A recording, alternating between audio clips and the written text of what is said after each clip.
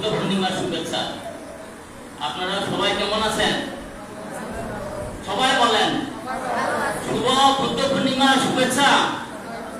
বলেন বলেন সবাই বলেন। এটা বলতে হবে আমাদের। আজকে হলো একদম মানে কি বলতাম, এটা আপনারা যদি বাইরের বিশ্বে যান, এই পূর্ণিমা দিবসটাকে তারা কিভাবে উদযাপন করতেছে, কত টাকা খরচ করতেছে, আপনারা যদি অনলাইনে দেখেন আপনারা দেখতে পাবেন। আমাদের বৌদ্ধ রাষ্ট্র যেগুলো আছে ওগুলাকে আজকে রাষ্ট্রীয়ভাবে পালন করতেছে। আর আমরা যারা বাংলাদেশে আছি আমরা আমাদের মতন করে করি বুদ্ধ পূর্ণিমা। বুদ্ধ পূর্ণিমার মানে কি? এখানে তিনটা স্মৃতি বিজড়িত। তিনটা স্মৃতি। কার স্মৃতি? মহামানব গৌতম বুদ্ধের। আমরা যারা বৌদ্ধ ধর্ম পালন করি, আমাদের যিনি প্রবর্তক তার তিনটা স্মৃতি বিজড়িত। সে ২৫০০ বছর আগে উনি জন্মগ্রহণ করেছিল এই তিথিতে। এটা বৈশাখী পূর্ণিমাও বলা হয়। এই বৈশাখী পূর্ণিমা তিথিতে উনি জন্মগ্রহণ করেছে এবং উনি কি লাভ করেছে সবাই জানেন তো? বৌদ্ধত্ব লাভ। এগুলো আমাদের জানা দরকার। একদম মানে শিক্ষিত অশিক্ষিত বড় কথা না, কারণ এটা আমাদের জানতে হবে।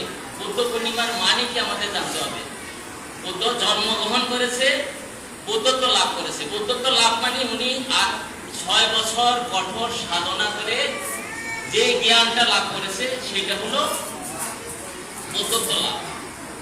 এরপরে মহামানব গৌতম বুদ্ধ একদম দিনক্ষণ বলে ওই দিনে আমি মৃত্যুবরণ করবো, ওইরকম একটা ঘোষণা দিয়ে। আর কোনো মহামানবের অন্যান্য ধর্মের পাবেন না। আমাদের মহামানব গৌতম বুদ্ধ সে একদম দিনক্ষণ গণনা করে বলছে আমি অমুক তারিখ মহাপরিনির্বাণ লাভ করব, এবং অমুক তারিখ ওইখানে ওই তিথিতে মহাপরিনির্বাণ লাভ করছে। তাহলে তিনটা জিনিস আর কোনো মহামানবের জীবনে ঘটে নাই, আমাদের গৌতম বুদ্ধের জীবনে ঘটছে। তাহলে আমরা এই এখানে যেমন আমরা যখন জন্মগ্রহণ করি মা বাবা খুশি হয়। গৌতম আমাদের যিনি সিদ্ধার্থ জন্মগ্রহণ করেছিল ওনার মা বাবা খুশি হয়েছিল। পরে উনি আমাদের সিদ্ধার্থ উনি আবার বুদ্ধত্ব লাভ করেছে, জ্ঞান লাভ করেছে। বুদ্ধ শব্দের অর্থ জ্ঞানী।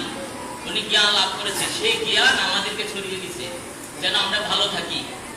এবং উনি এই যে আমরা দুঃখ পূজনীয় ভান্তে অনলাইনে অনেক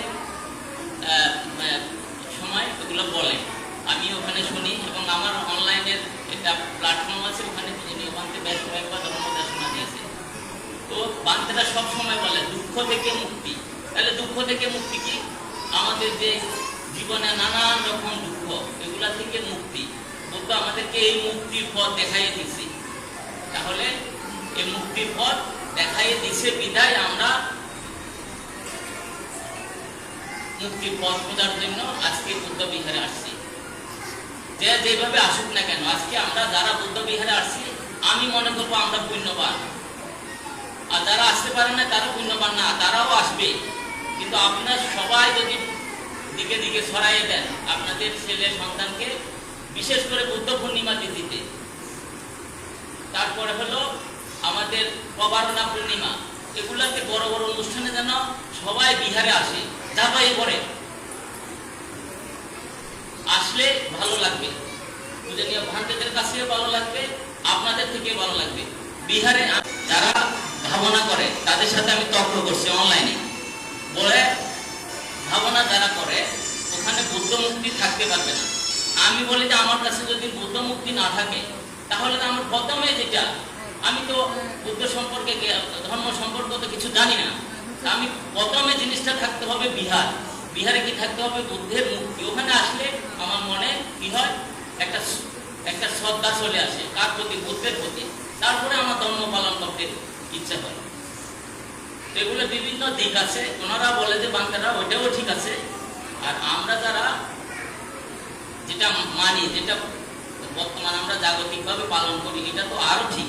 কারণ আমার মনে যদি শ্রদ্ধা না থাকে বুদ্ধের প্রতি, ধর্মের প্রতি, সঙ্গের প্রতি, তাহলে আমি কিভাবে ধর্ম পালন করব?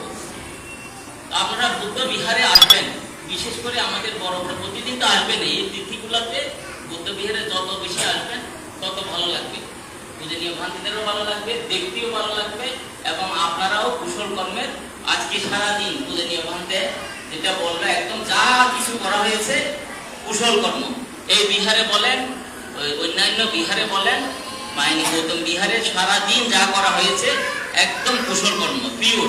আমি যদি এখানে না আসি তাহলে আমি এগুলো পাবো কোথায়? আমি যদি আরেকটা বিহারে অমিতাভ বৌদ্ধ বিহারে না যাই তাহলে আমি পাবো কোথায়? আমরা যদি অরিন্দম বিহারে পূজনীয় ভান্তের আরেকটা প্রতিষ্ঠাতা অরিন্দম বৌদ্ধ বিহার ওখানে যদি আমরা না যাই তাহলে আমরা বিহারে না আসলে আমরা ওগুলো পাবো কোথায়? তো সবাইকে অসংখ্য ধন্যবাদ। আমার যারা বয়সে আছেন সবাই প্রতি আমি শ্রদ্ধা জানাচ্ছি। সবাই আমার পূজনীয় ব্যক্তি এবং পূজনীয় ওখান থেকে বন্দনা জানাচ্ছি এবং বুদ্ধ ধর্মের প্রতি আমি বন্দনা জানাচ্ছি। জগতের সকল প্রাণী সুখী হোক। বুদ্ধের শাসন চিরস্থায়িত্ব। কার শাসন? বুদ্ধের শাসন।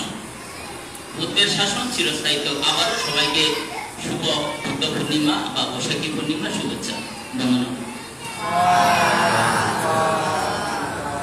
ধন্যবাদ জানাচ্ছি মন্টু বড়ুয়াকে অত্যন্ত সুন্দরভাবে তার অভিমত সহ বক্তব্য উপস্থাপন করার জন্য। আমরা সপ্তাহে অনুষ্ঠান শুরু করেছি।